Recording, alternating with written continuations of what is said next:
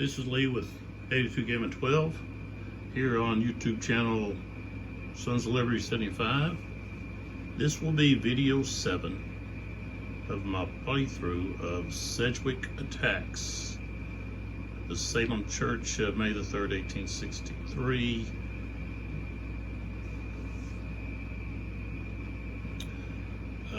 I guess you could call it a skirmish engagement, maybe. That was part of the Chancellorsville campaign, in which Stonewall Jackson was wounded and then later died as a result of those wounds. So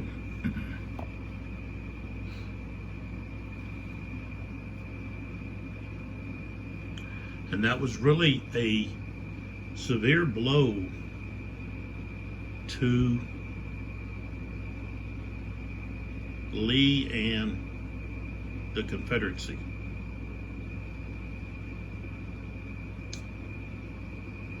We're still in the 520 turn. I had to stop before the turn was over filming. And I do, before I draw another activation chit, I do want to read a little bit from this book, Fredericksburg and Chancellorsville, the Dare Mark Campaign, and this was written by Daniel E. Sutherland, and I guess that's Sutherland, Nebraska Press, maybe. Let's take a look inside.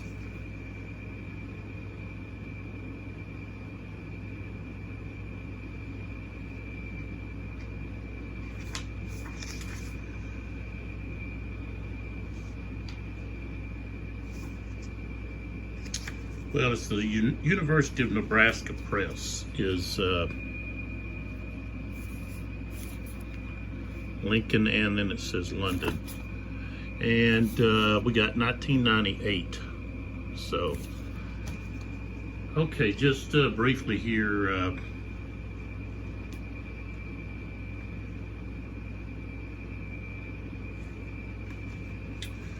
Okay, here on page 170.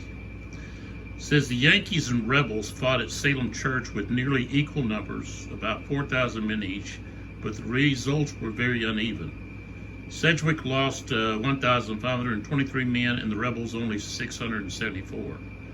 Sedgwick had been caught in the open and unprepared, and he probably ordered Brooks forward too soon, before the rest of his command was in position to lend support. Wilcox, in contrast, held the advantages of the terrain and perhaps surprise, for Sedgwick had not expected to encounter so many rebels or such determined resistance on the Salem Church Ridge. Sedgwick and his men rested uneasily that night. "We slept in line," reported one man, "with the dead of the day's battle laying near us. Their stretcher bearers with their lamps wandered here and there over the field. The night was inexpressibly gloomy. Fires were not allowed." So, just a little bit there to set the, not only set the mood, but just to give you a little insight of what had happened at Salem Church. So, and Sedgwick really doesn't have that much time to, gain some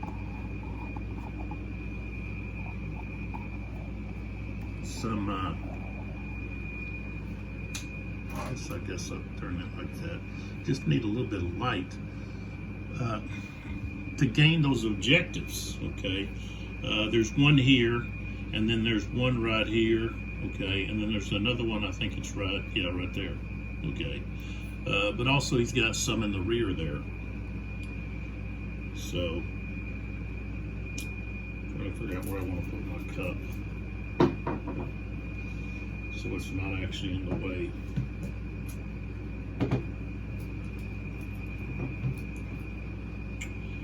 All right. So the next activation is going to be Wilcox, the CNC. And so I've got a roll of 4 or less. I rolled a 3, so that means he can activate someone that hasn't activated yet, or someone that is already activated. And I think he's going to activate. We want to try to take advantage of Bartlett being separated here. So Wilcox is going to activate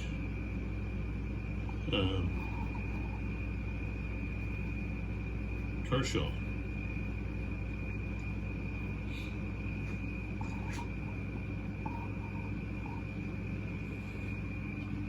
So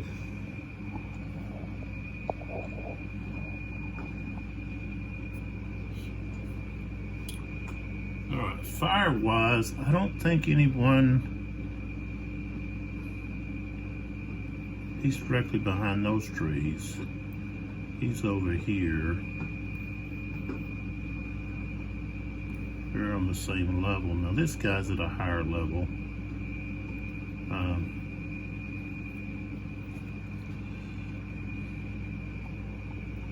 But I think in order for him to fire, he would have to be here instead of here. He's on 6, but he's got these trees in front. These guys are both kind of down in a lower area, so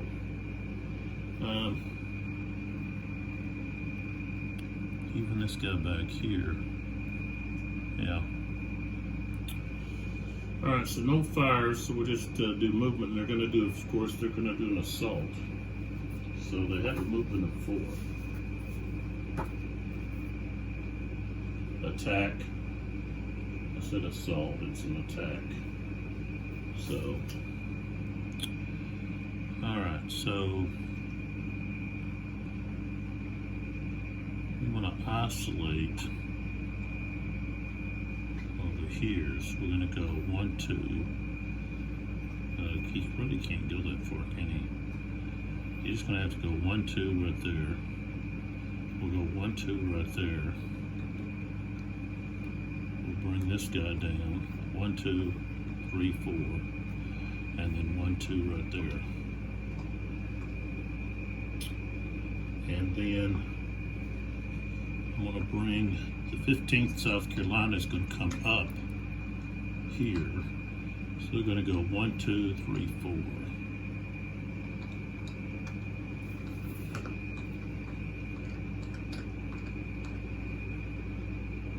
I guess if I stay on these trails,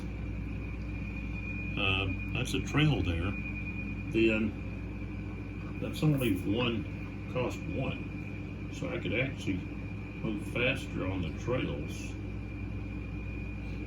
That's artillery and cavalry, so, you know, you could move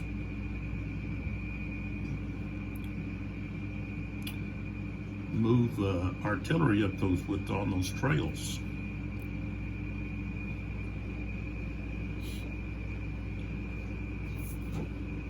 Where otherwise it wouldn't be able to go.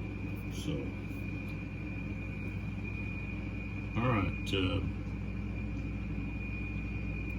The other thing is back here where Wilcox is at. He can actually regain. He can gain this objective. Cut off their, I guess, communication, retreat possibly. She's not strong enough, but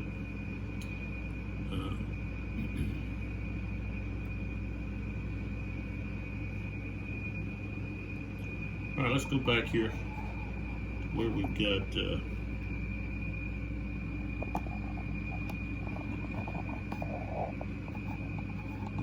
this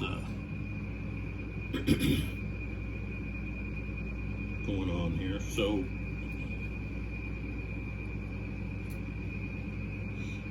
I'm going to have these 2 units attacking here, and then the other two attacking there. Alright, so Bartlett is going to fire, he's going to fire here at this one. So, this is the one he's going to fire at. Fired at the 3rd South Carolinians there.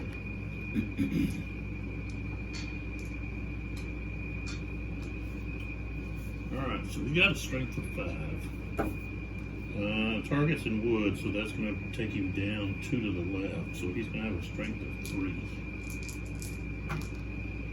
Alright, he rolled a 43. And the target CR is going to be a 3 because if you're in the woods, you don't have any support. So 43.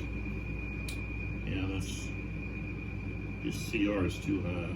43, but a strength of 3. The highest is a 2. So not effective there. All right, let's and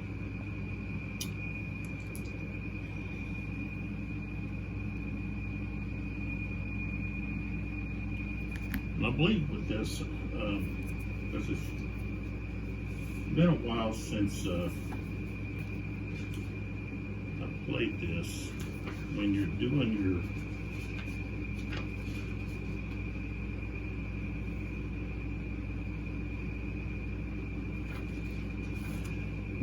your assaults, close combat, I think you just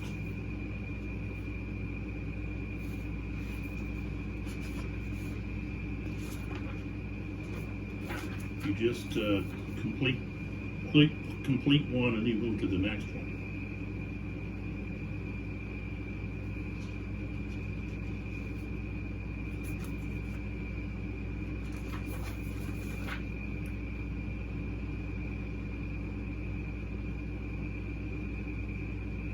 So I've got to announce each one I'm going to do. Got to designate all attacking units and which hexes they are attacking. So attacking is voluntary. Multiple attacking units that are adjacent to the same enemy hex may all attack. Okay, once an attacking unit is announced, it's committed. Each close combat is resolved individually and in its entirety before moving on to the next close combat. So I can pick and choose which ones I want to do, and so this is the one I chose to do first. All right, so now we've got this unit here is going to be the lead unit. Okay, so this one here is just adding its strength. So we've got 8. And for the outnumbering, we've got 16 to 5. That's going to round up to 4 to 1. Maybe you round down.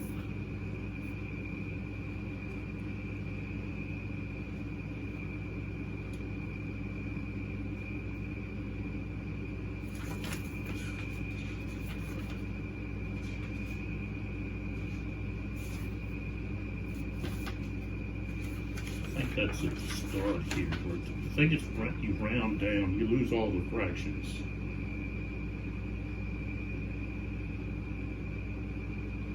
Yeah.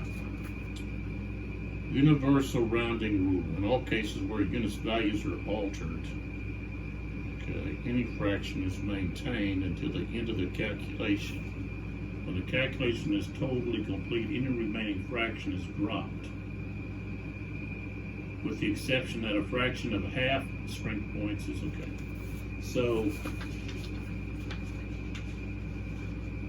it may end up being 3 to 1. Either way, this only goes up to 3 to 1. So,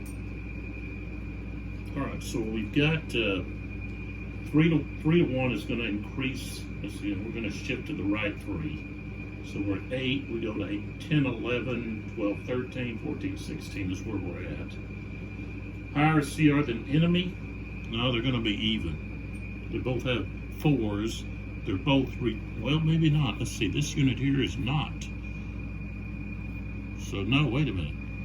But this unit is shaken. So, yeah, he doesn't have any support. So, they're even. Okay. There's not any smooth bore. Nobody's on a higher level. Okay, well, the attacker is. So, I think that's it. So we're going to be at 14-16. I rolled a 54. His CR is a 3. So he's going to be in the tough.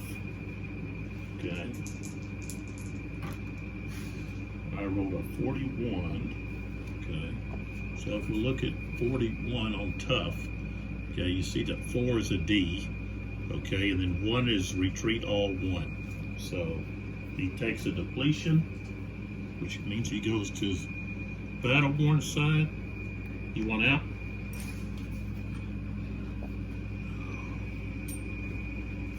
There you go. German Shepherd Husky mix.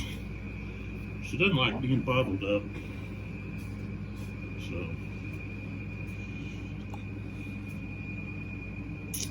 Alright, so this 121st New Yorkers go to their battle-worn side and then have to retreat one. So I want to retreat them right here. No. Yeah. Yeah. Just like that. Okay. And then I can actually move a unit in right there. Which that means basically this unit here is bottled in. It wouldn't have mattered even if I went to here, it's still bottled in.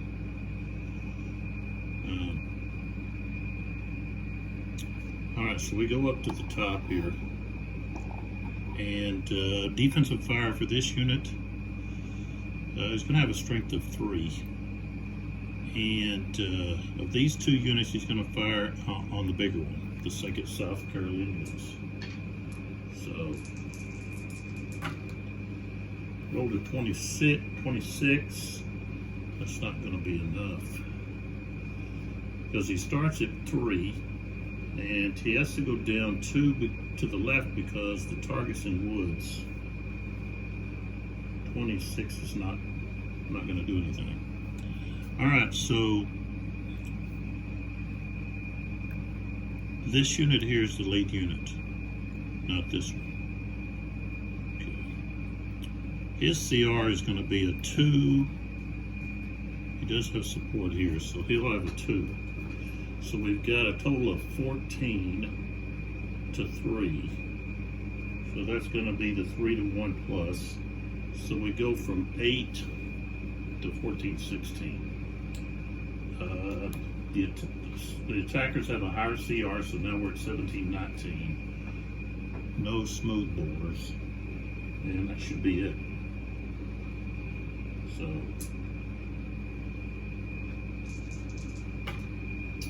I rolled a 26, and he has a CR of 2. That's going to be routine. Ooh, 11. Wow.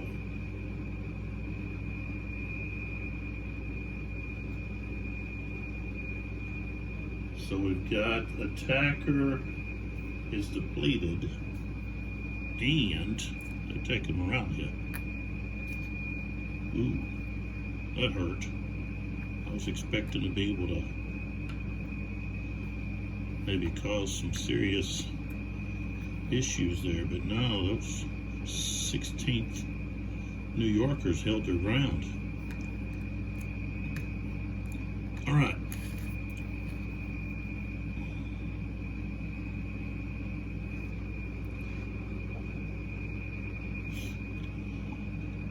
Next,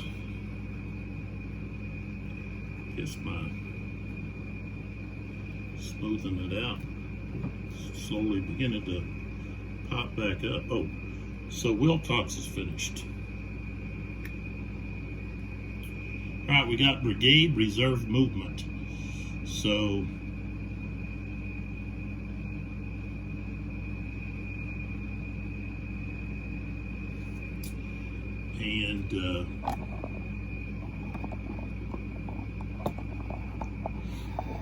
I have to use this right away. I can't hold it.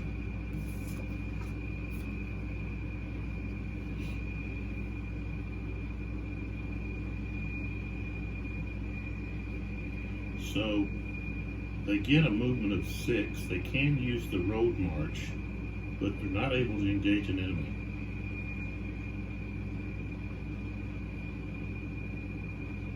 And they must be adjacent to or stacked with at least one other unit of that group. So they don't have to stay together.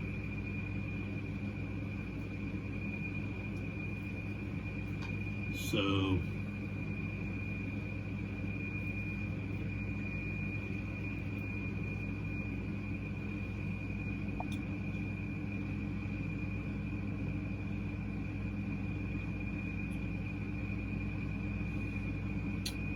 I think we're going to use Brown to see if he can't get in behind. But the only way they're going to be able to do anything is if they get in here behind. So, and this on the trail, everything just costs 1, unless we have a steep slope or a regular slope. So 1, 2, 3, 4, 5, 6. 1, 2, 3, 4, 5.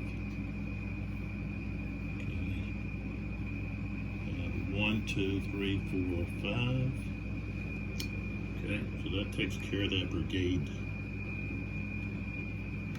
reserve movement. Then we have Sedgwick. Let's see if he can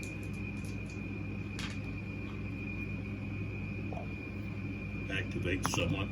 Rolled a 4 and he has a 4, so he's going to activate. Well, let's see. Yeah, I can activate. He can activate Brown.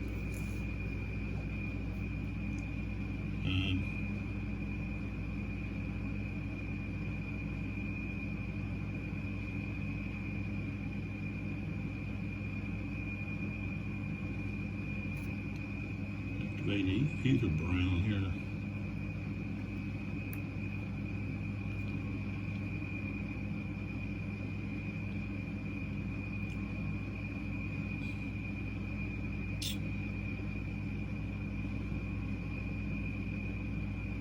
Something else I could do, I could actually activate Russell to get to this, to get to there. That would stop the Confederates from getting some victory points. But I can do that later. We need to try to acquire some other points here.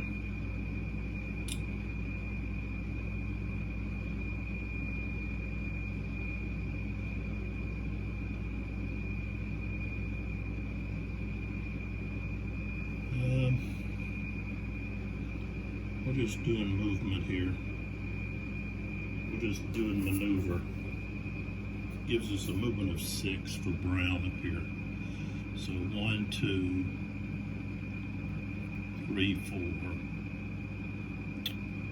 Of course, you can't get engaged. Okay, and then we have 1, 2, 3, 4 up there. 1, 2, 3, 4 up there. All right.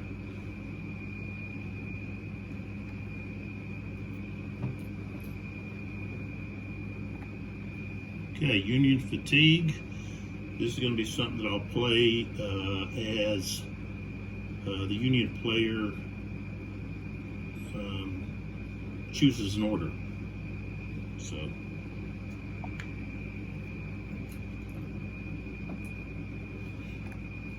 Ooh, Fortunes of War. That's the next chit. This is going to be applied. Ooh, the Rally. I don't think we had anybody to use it on. So.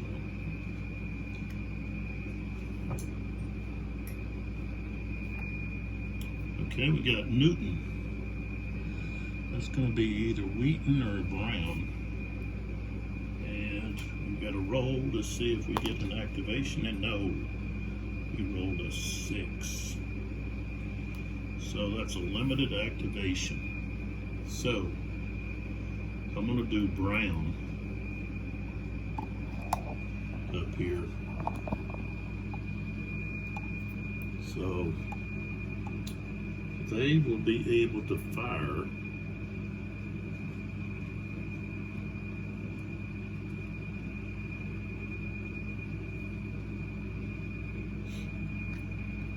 So we'll fire with this one first, right here.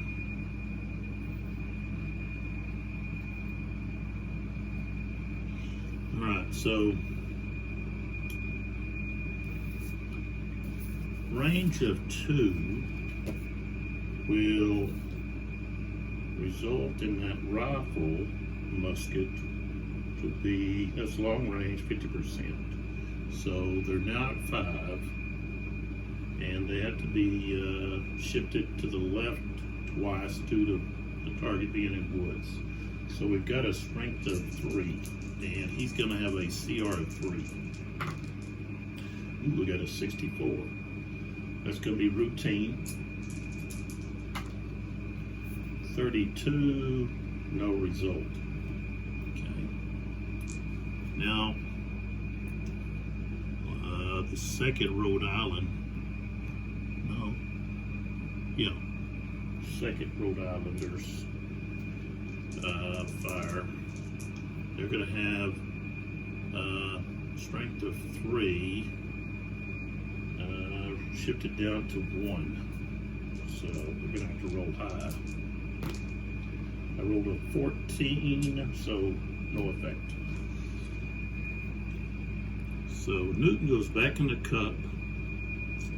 Brown's his activation markers turned over, and we move to the next one.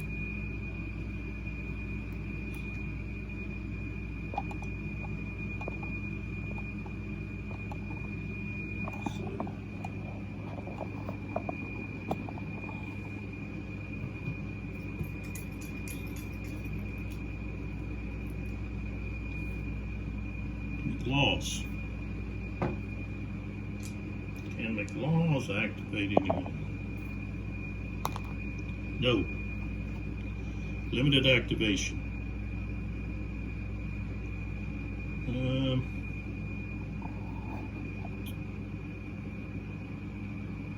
Sims.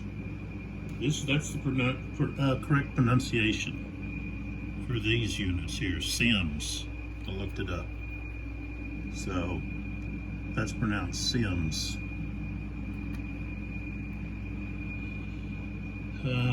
And Mahone, it's not Mahoney, it's Mahone. So, I guess I'm going to activate Sims.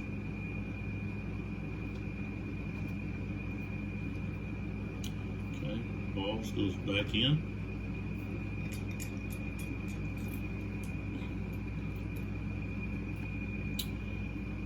Again, what happens? I draw him again. Ooh, I got a 1. Well, that one out of my dust box. So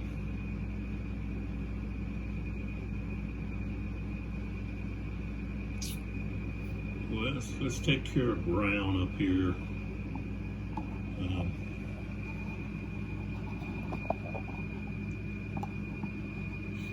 So first thing we're going to do an attack with Mahone. So let's turn him over. McLaws here. And so we'll have fire first. Offensive fire. And he'll fire at the bigger unit because he's in the open. So 1, 2, he's going to have a strength of 3.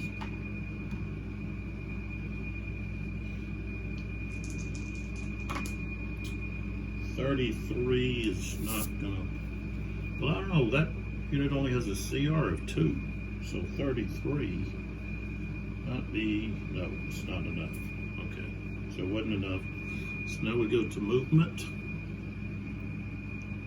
and so we want to move to here. Well, I'll tell you what. Before I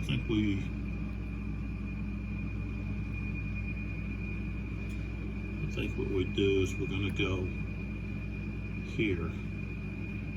Okay, and these two guys are going to go 1, 2, 3, 4. Okay, and these two are going to go this trail 1, 2, and then 3.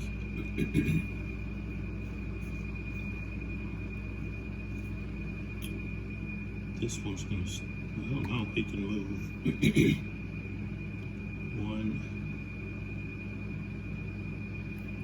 1, 2, 3, 4.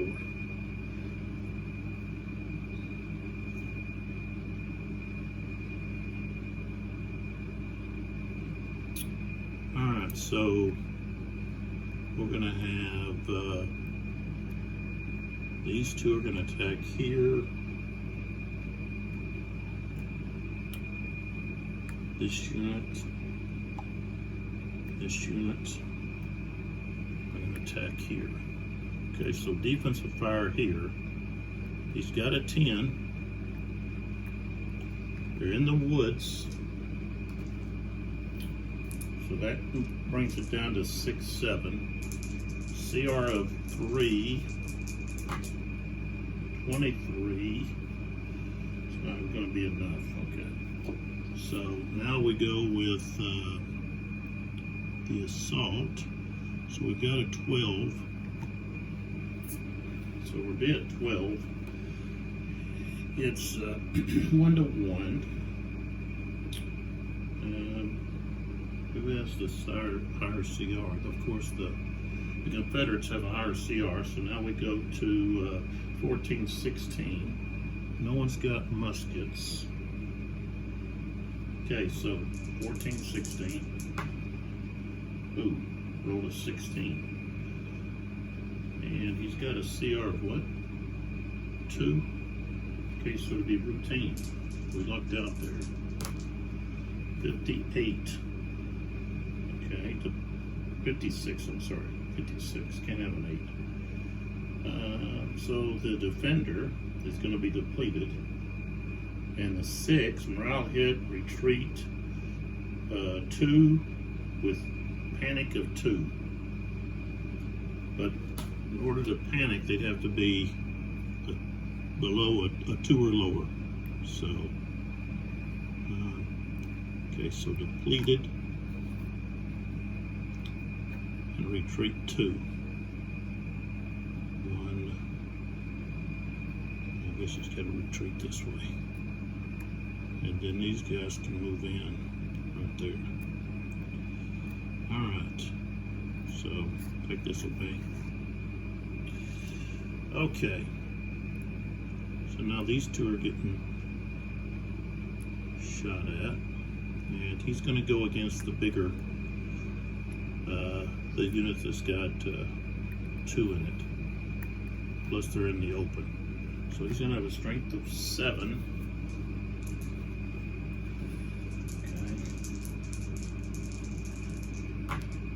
61. Okay. And that unit has a CR of 4, so it would be routine. 11, no result. Alright. So, of course, this unit, the blue, okay, the 61 Virginia and the 16th Virginia are going to be the lead units. They are Okay, at the same level. So that's 12. Okay, we start at 12, 13. It's going to be 12 plus that's 19, so that's 2 to 1. So we go up to 17, 16. No, 17, 19, not 16. 1, 2. No one's got smooth bore.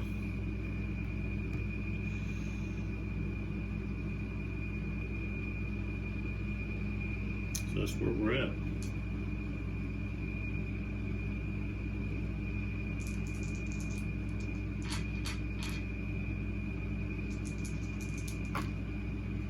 All right, 26. And he's got a CR of 3. So it's routine. Hoping for something better. Oh, a 12 in routine. Okay, so the attacker gets depleted.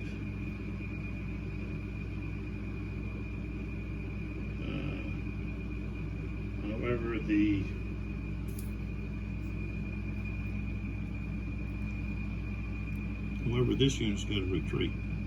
So he's going to go to there. So these guys depleted. And of course, then they can move in here. So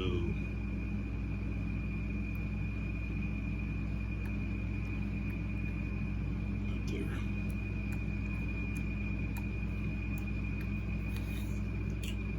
Okay, McLaws goes back in the cup.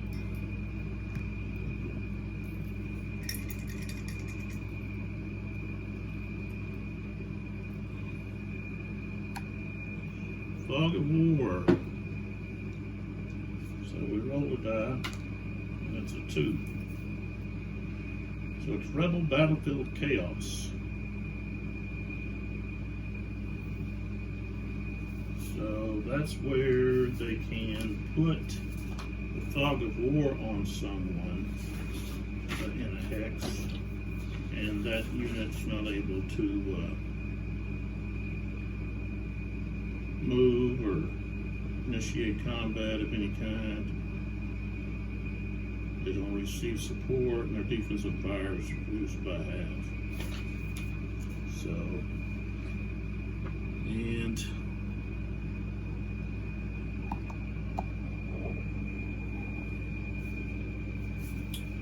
with it being a 2, Rebel Battlefield Chaos.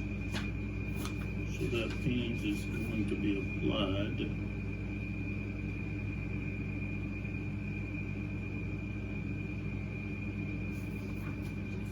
Confederates. So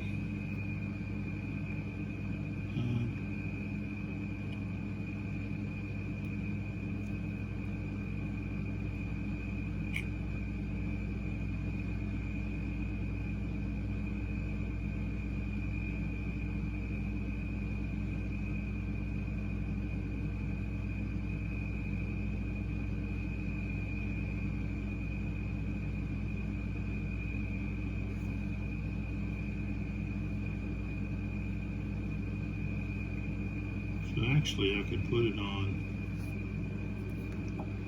just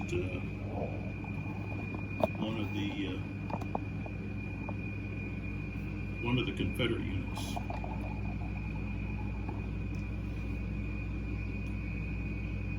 Possibly somewhere that I want to attack.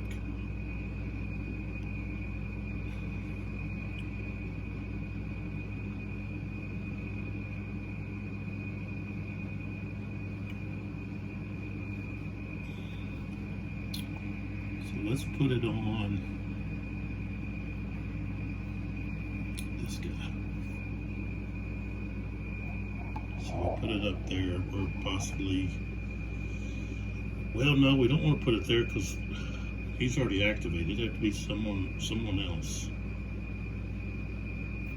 I think what we do is we put it on maybe somebody down here we can take advantage of. So maybe that guy.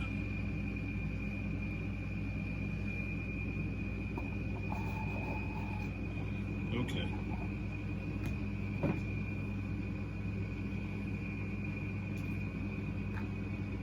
Okay, Brooks. Okay, Brooks has, of course, Bartlett, Brown, the green Brown, and Russell.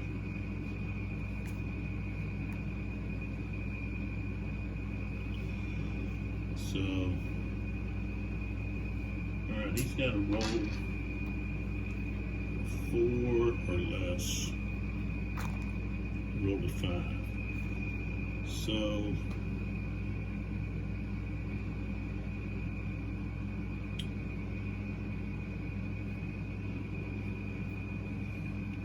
I really don't want to attack with these guys. So, I guess we're going to do Bartlett. We're going to do a limited activation right here, where we're going to fire on this unit. So,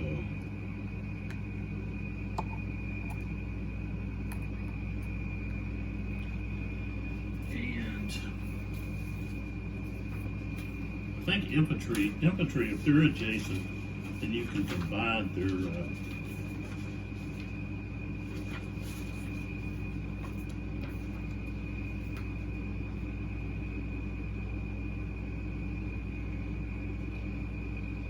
okay, or stacked in 2 adjacent axes might add their SPs together. Okay, so they're going to add their strength together.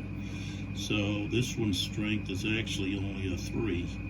So we got a total of 5 here. There's not going to be any modifications. So we've got that unit and that unit firing.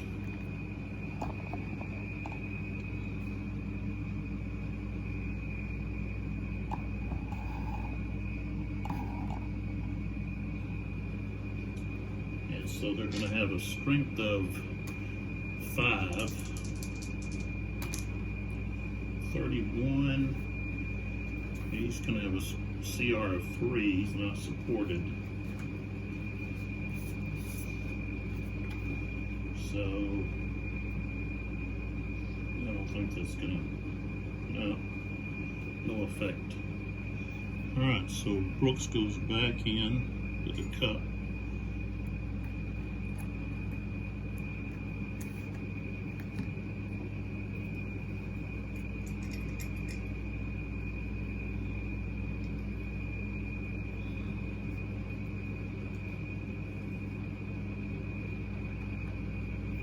And what do we get? We get Newton this time. And Newton, activate. No, he got a 5. All he's got left is Wheaton here, and so he can't fire on anybody. And so Newton is finished. All right, next chip. We got Command Confusion, because that's going to be played when the rebels attempt to do something. Okay, we got Brooks. Gotta try to activate. 5, so no, they can't activate. So,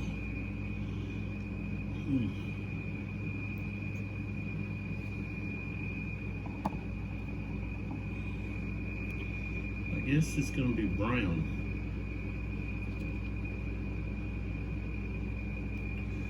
And then he goes back in the cup because he's got one more guy.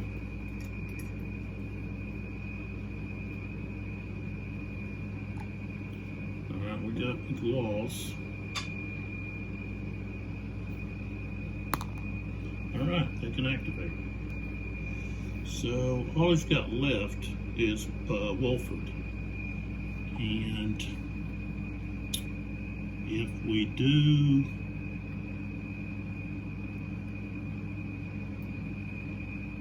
just to defend, I can get rid of that. Both of those guys. both of those guys with morale hits can remove.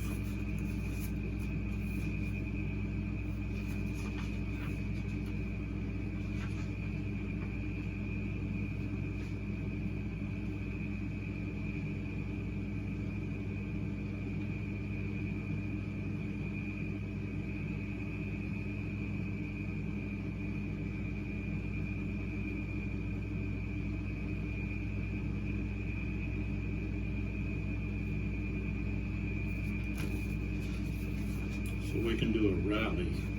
Still, let's see, we can still move with a movement of 2. We can do a recover. So with the recover,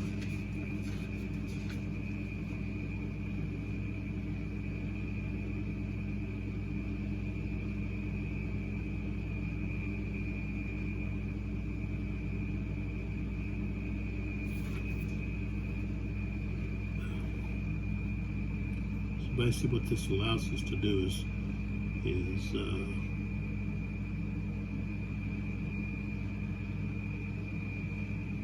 move, have this guy recover, have this guy recover, this guy goes to there. All right. That's all of his activations, which I could have used. Like, oh wait a minute, I can use command confusion. Well, I've already moved. I'm gonna have to put those out here on the map or something, so I can remember to play them.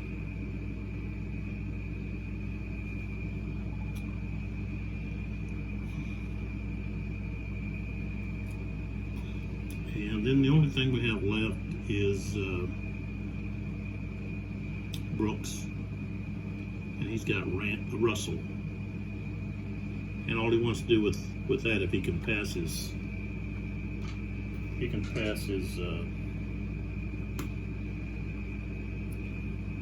leadership role, and he did. He got a 2. We're going to try to rebuild Russell. There's the one on the broken track, okay, and so we've got to get a roll of 2 or less. Got a 6, so he didn't recover. And then back here, okay, we got to get a 3 or less. No, he's not supported, so a 2 or less, but they failed. So that was kind of a wasted activation there. So we don't have to, we can remove this. Didn't really get an opportunity there. So basically we've got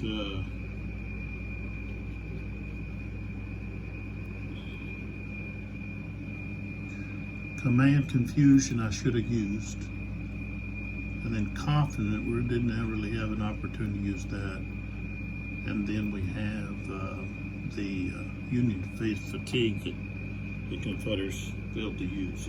So I've got to place those in somewhere probably on the board, you know, just so that I see them. I put them off here to the side and I forget about them. So, plus just trying to get back into the routine of playing.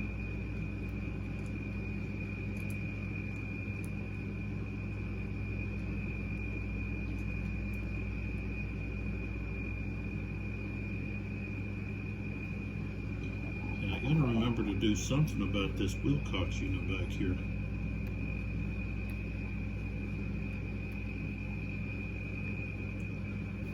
Historically, I think I mentioned this in the last video, but historically, Hooker had ordered Sedgwick to come up to Chancellorsville, and that he would hold Lee's forces so that he could come into Lee's flank, but he didn't do that. Well, one thing is he gets knocked senseless early in the morning, and then there's some delay in what the Army's going to do. You know, you have Couch that's given command by Hooker, and Hooker really, I think, gave him orders to pull the Army back. Suggested, I guess, but then didn't interfere. So Couch is really in charge after Hooker gets knocked senseless. And some of the other Union generals wanted to, put forth attacks. Didn't want to pull away, pull back across the Rappahannock. But that's what eventually happens. Well, that left Sedgwick on his own. And when that also allowed Lee to send Anderson and let's see who else. It was Early, maybe. That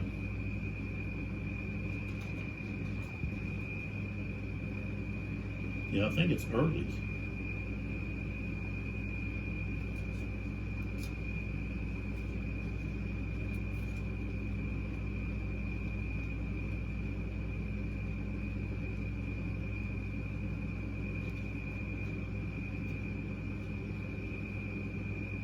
Yeah, Early and Anderson are sitting down, and they're able to encircle Sedgwick, where he's got his back to the Rappahannock, and so then he's got to try to get his forces out over the Rappahannock. So that was on the 4th. So after this, of course, on the 3rd, the end of the day, they encamp. Basically stay in line, can't have any fires, and they're out there amongst the dead and wounded. So you have the stretcher bearers running around trying to find live ones. And so the next morning, of course, then you have the Army of Potomac bearing down on him. So, but Sedgwick will get his forces across the Rappahannock, and later he'll be at Gettysburg. So, but because Hooker didn't follow through with what his plan was, he left Sedgwick kind of out to dry. And because of that, Sedgwick was up against a more formidable force than just Wilcox. Instead of just a brigade, now he's up against the whole division that showed up. So, all right, this is the end of this turn. So,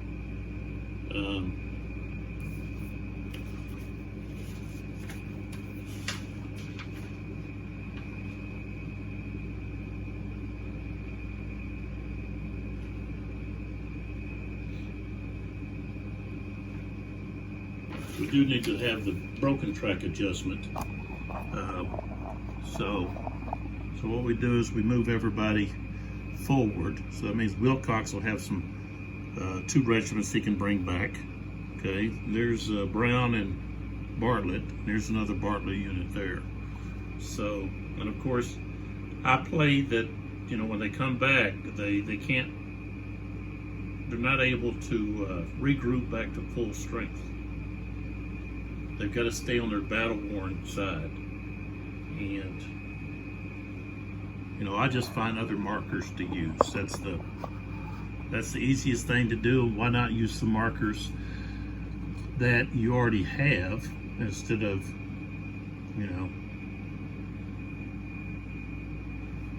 and when you combine games like I do, then you end up with extra markers. See, these markers here are not part of Sedgwick Attacks. They're actually part of Prelude to Vicksburg, I think, or what is it? Is that the name of it? Prelude to Vicksburg? Yeah. So, you know, that's actually what those are in there for. And this game doesn't have any low artillery ammo, okay, or some of these other things. So, but I combined two games and combined their chits. That way I've got plenty of morale markers and whatever else I need. So there's a lot of these fire markers for the artillery. So thanks to Prelude to Vicksburg had a lot of artillery. So, but that's just what I do instead of getting the boxes. And if you got the boxes, you can combine certain counters, but of course you got counters that are specific to a game, and you end up, but I guess if you put all of your miscellaneous counters, information counters in one area, then you would have it anytime you pulled a game out, you'd have it. And then say, I'm not worried about reselling any of this stuff. I like this too much to resell it. I've already said this is my favorite Civil War series to play. It's got the chrome built into it, and it's so easy to handle everything. Now you don't have as much, I guess, limits on command. You get to pick what order you want, but you don't always get your commander activated, where he can give the order that you want. And also, there's also the random chits that could affect what order you gave. So it's built all in. See, this command confusion, that's going to change the order. So I may want to attack, and if I'm the Confederate player and the Union player has this, and then we take a look at the command. Okay, so if we take a look at that,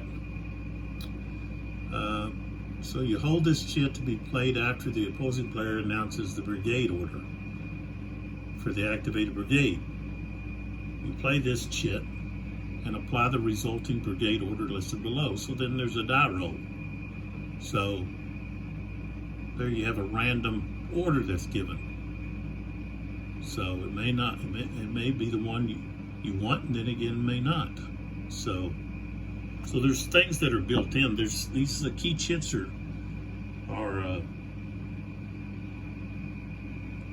I think a great addition because it causes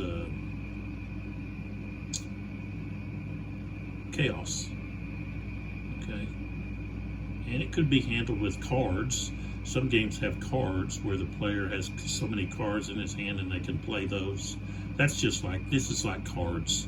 It's just chits so that are randomly drawn, which, your cards are randomly drawn too from a deck. You get so many per turn you draw, and then you can use them. Well, that's the same principle, okay? But this is all mixed in with the leader chits and everything. So that's one thing that makes this so interesting. And then the other thing is, okay, you've got two separate effects, one for fire combat and then one for close combat, okay, which close combat can include firing, okay, or like a bayonet charge, all right, maybe some hand-to-hand, but there's two separate results that you have, okay, and then you have the 2-6 with 1 through, not 1, but 11 11 through 66 results. So, and everything's kept, of course you've got the charts. You've got you've got basically one sheet there, and everything that you need is right here. There's very few flipping through the rules to find something regarding this. It's all right here for you. It's all described. You got the breakdown of everything. You even got the terrain over here explained, what the symbols are. So, this is a very good system. And I think at the beginning I wasn't too happy with the counters, but they've grown on me, where I like the counters. And so it's easy to distinguish between the different arms. But and also the fact that you don't have hit markers to put on or to keep track on a sheet of paper, even though that you just have either a full strength side and then a battle worn side. They can recover or regroup is what this is called. So you don't have as, the losses are a little bit, I don't know what the word I'm looking for, but it's just easy to manage, which just makes the game fun, because there's not a strain on the player, okay?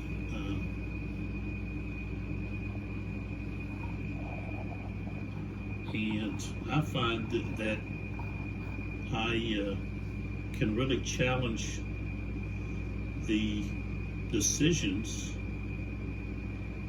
of the leaders involved. I can look at the historical results, and so it's really a study of history that you can get involved in. And if you have or go purchase some books on the topic, then you get a better understanding of what took place. And with the new volume, has to do with, I guess it's the first day of Shiloh. I've already found a good book that I'm going to purchase so that I can read up about Shiloh, because I know absolutely nothing about that battle, besides the fact that the Union was led by Grant. And looking at that book, I haven't purchased it yet, there's so many people of historical significance that were involved at the Battle of Shiloh. And so when I get to that, actually I haven't received that in the mail. I purchased it as soon as I discovered that they had it. And so, but I was astonished by the people, historical people that I knew that took part or was actually there at the battle. And so I'm excited about that volume. And looking at this, I could see, well, the next time I play, I've got to do something different with the Union forces than what I've done here, which is probably kind of what really happened, which there wasn't any really plan besides going up the road, pushing Wilcox aside, and getting to Chancellorsville. But Wilcox can cause a lot of issues here at the gate. the toll gate. And that's what he did. He slowed Sedgwick's units down and was still able to get 2 regiments, only 2 or maybe, no, 3. Oh yeah, he got 4 regiments back. So he lost 2 regiments in his artillery. But that slowdown, I think, is going to be the difference. Being out there and instead of just drifting away, retreating back, he kind of put up a bit of a fight. And that was enough to, do some damage to Sedgwick's force, especially Brown, Bartlett, Russell. So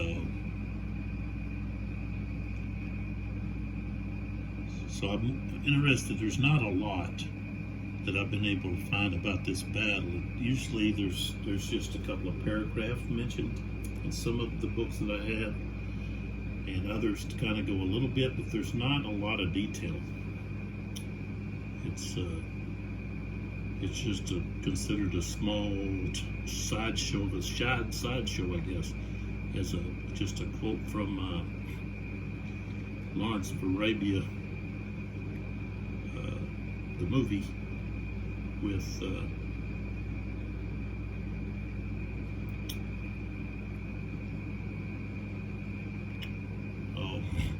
I drew a blank, but I think it was 67 or 6, maybe it was earlier than that. It's a fascinating movie. I watch it at least once a year. Peter O'Toole as Lawrence, but he's gone in to talk to the general, and the general's talking to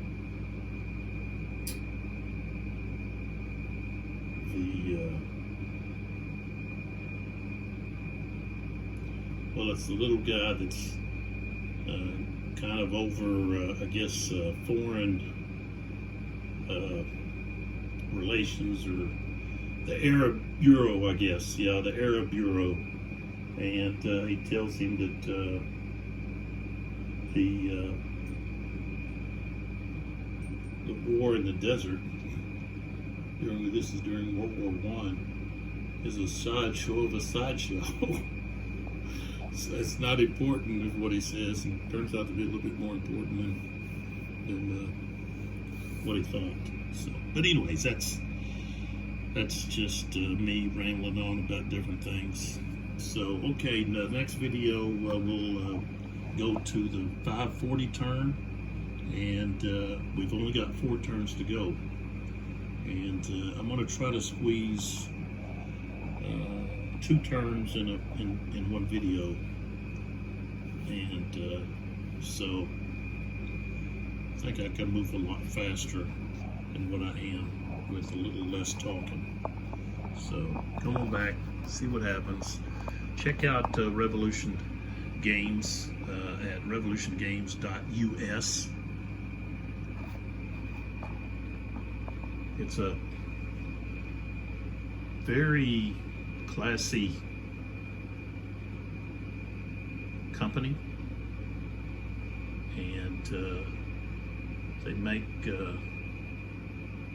wonderful games with great components, and it doesn't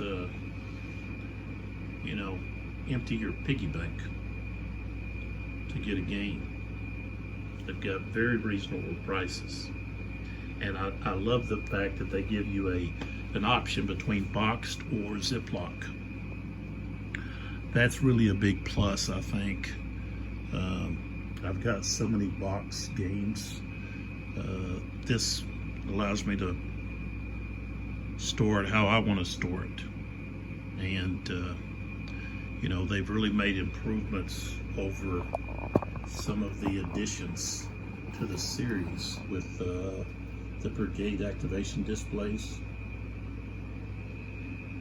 and some added markers, counters, you know,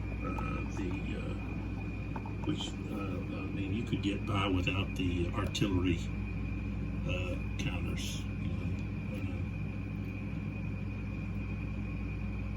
And I don't know why I have so many. They must have been due to Vicksburg. It's just a whole, I mean, I've got, seems like I got more of those than anything. So,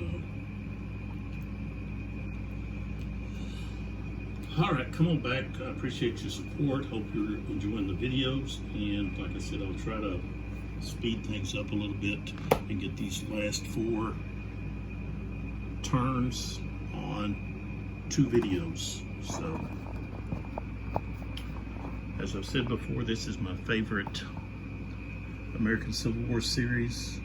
It's just so much fun to play, and it's so easy. It's easy to set up. It's easy to go through everything. It's just so much fun. So come on back and see what happens. See if Sedgwick can somehow steal a victory here from Wilcox and McLaws.